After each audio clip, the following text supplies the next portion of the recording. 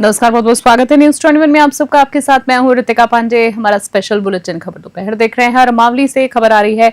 मावली तहसील के घासा ग्राम पंचायत में प्रतिवर्ष आयोजित होने वाली 33वें चामुंडा माता पशु मेले का औपचारिक रूप से शुभारंभ हो गया है।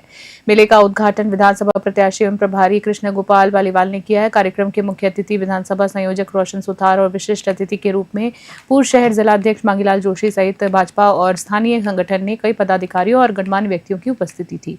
बता दें आपको, मुख्य अतिथि कृष्ण गोपाल पालीवाल ने मेले के लिए ग्राउंड में निर्माण कार्य करवाने का आश्वासन दिया है। इसी बीच मांगीलाल जोशी ने घासा गांव में विशेष लगाव व्यक्त किया है और कहा है कि वे गांव में किसी भी काम के लिए मंत्री या विधायक से बात करने के लिए हमेशा तत्पर है। अतिथियों का स्वागत और उप सरपंच प्रकाश डांगी और वार्ड पंच ने किया है। इस अवसर पर मीडिया कर्मियों को भी सम्मानित किया गया। मावली से मनीष दादीज की रिपोर्ट। डूंगरपुर से खबर देख रहे हैं जी। आपको बता दें, डूंगरपुर जिला कलेक्टर अंकित कुमार सिन्हा की अध्यक्षता में जिला परिषद के ईडीपी सभागार में साप्ताहिक समीक्षा बैठक का आयोजन किया गया है। बैठक में जिला कलेक्टर ने सभी विभागीय अधिकारियों से उनके विभाग की विस्तृत समीक्षा की है और कई महत्वपूर्ण विषयों पर आवश्यक दिशा निर्देश दिए हैं। त्योहारों के समय को देखते हुए समय पर जलापूर्ति और समय पर विद्युत सप्लाई सुनिश्चित करने के निर्देश दिए गए हैं। आपको बता दें, मंगला पशु बीमा योजना के तहत पॉलिसी वितरण की प्रगति पर जानकारी दी गई और लंपी रोग से ग्रस्त पशुओं के टीकाकरण को लेकर आवश्यक दिशा निर्देश दिए गए। डूंगरपुर से ब्यूरो रिपोर्ट।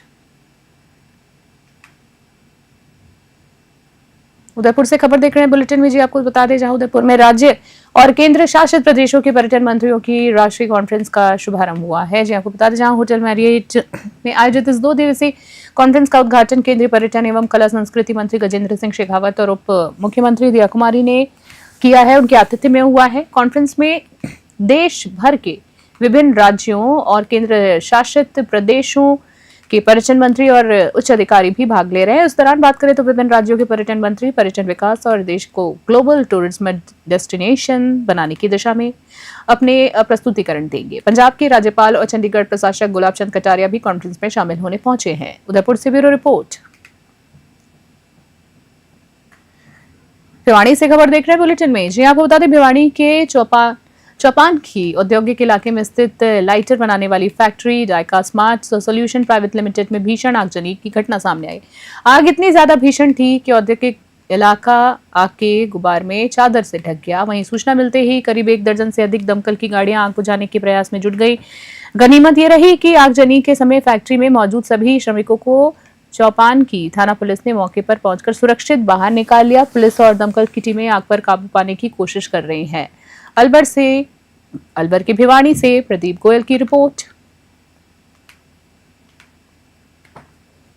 अगली खबर बारां से आ रही बुलेटिन में। बारां जिले के अंता उपचुनाव के लिए निर्दलीय प्रत्याशी नरेश मीणा ने मंगलवार को सादगी पूर्वक अपना नामांकन जो है अंता रिटर्निंग अधिकारी के समक्ष भरा है।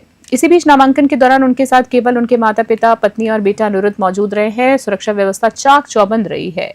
साथ ही नामांकन के बाद की बात करें तो नामांकन के बाद मीडिया से बात करते हुए नरेश मीणा ने कहा है कि उनका चुनाव भ्रष्टाचार के खिलाफ आमजन की समस्याओं को लेकर लड़ाई लड़ने का है। उन्होंने चुनाव को भगत सिंह की सोच और धर्मनिरपेक्ष समाजवाद की राजनीति स्थापित करने से जोड़ा है। उन्होंने कहा है कि बार बार टिकट मांगने के बावजूद उनका टिकट काटा गया और उनके ऊपर किसी बड़े राजनेता का हाथ नहीं है। उन्होंने अंता की जनता पर विश्वास जताते हुए कहा है कि यहाँ का सर समाज उन्हें आशीर्वाद देगा, क्योंकि स्थापित नेताओं को जनता ने बहुत समय दिया है। नामांकन भरने के बाद उन्होंने परिवार सहित अंता की सड़क पर दंडवत प्रणाम किया है और जनता से वोट देने की मार्मिक अपील की है। इसके बाद वे सभा स्थल के लिए रवाना हुए, जहां सभा के बाद जोरदार तरीके से रैली निकालेंगे। बारां से हरीश शर्मा की रिपोर्ट। मैं अभी आज अंता उपचुनाव से अपना नामांकन भरने आया हूँ। नामांकन भर दिया है।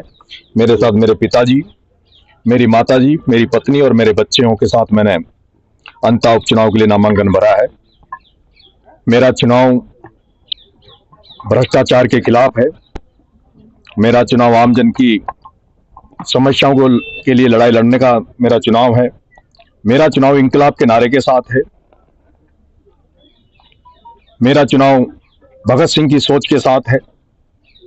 मेरा चुनाव धर्मनिरपेक्ष समाजवाद की राजनीति स्थापित करने का चुनाव है और मुझे भरोसा है कि यहाँ की जनता, अंता का सर्व समाज इस बेटे नरेश मीणा को आशीर्वाद देगा, जिसका कई बार पार्टियों से टिकट मांगने के बाद भी टिकट काटा गया, जिस पर कोई बड़े राजनीतिज्ञों का संरक्षण नहीं है। बसवा से खबर देख रहे हैं। दौसा जिले के बसवा उपखंड कार्यालय में मुख्यमंत्री जल स्वावलंबन अभियान 2.0 के संबंध में एक बैठक आयोजित की गई है। ये बैठक निदेशालय जल ग्रहण विकास एवं भू संरक्षण राजस्थान जयपुर के आदेशों के पालना में बुलाई गई थी। बैठक की अध्यक्षता उप जिला कलेक्टर रविकांत सिंह ने की है। इस मीटिंग में जल ग्रहण विकास एवं भू संरक्षण विभाग, विकास अधिकारी बसवा, पीएचईडी, जल संसाधन विभाग, सार्वजनिक निर्माण और विभाग और राजविका के अधिकारी उपस्थित थे। बैठक का मुख्य उद्देश्य जो था, मुख्यमंत्री जल स्वावलंबन अभियान 2.0 के तृतीय चरण के लिए कार्यान्वयन हेतु गांव के चयन से संबंधित मामलों की समीक्षा करना था। बसवा से गुमान मीणा की रिपोर्ट। खेडली से खबर देख रहे हैं। जी आपको बता दें, खेडली उपजिला अस्पताल में लंबे समय बाद मेडिकेयर रिलीफ सोसाइटी यानी एमआरएस की बैठक का आयोजन किया गया है। बैठक की अध्यक्षता कठुमर एसडीएम श्याम सुंदर चेतीवाल ने की है। इस बैठक में कठुमर विधायक रमेश कीची, उपजिला अस्पताल के पीएमओ डॉक्टर अंकित जेटली, बीसीएमओ डॉक्टर अमरदीप गुर्जर, वरिष्ठ चिकित्सक अधिकारी, जी हां, चिकित्सक डॉक्टर हिरेंद्र शर्मा सहित नगर पालिका, अग्निशमन और अन्य विभागों के प्रतिनिधि तथा अधिकारी कार्मिकों ने हिस्सा लिया है। विशेष रूप से फायर सेफ्टी सुनिश्चित करने और अस्पताल की सुरक्षा के लिए सीसीटीवी कैमरेज भी लगाए जाने की गहन चर्चा हुई है। खेडली से अखिलेश शर्मा की रिपोर्ट। आज खेडली जिला अस्पताल में माननीय जिला कलेक्टर महोदय के आदेशानुसार आरएमआरएस की मीटिंग रखी गई थी, जिसमें माननीय विधायक महोदय कठुमर भी उपस्थित रहे और आमजन के जो क्षेत्र के आमजन हैं उनकी सुख सुविधाओं के लिए और उनमें अस्पताल के जो भी सुविधाएँ हैं उनकी बेहतरी के लिए चर्चा की गई और विशेष तौर पर माननीय जिला कलेक्टर महोदय अलवर के जो निर्देश थे उनके अनुसार फायर सेफ्टी और बाकी चीज़ों पर हमने चर्चा करी। माननीय विधायक महोदय ने भी इस पर अपनी कुछ राय व्यक्त करी। खास बुलेटिन में इतना ही। बने रहे न्यूज़ 21 अभी के लिए। नमस्कार।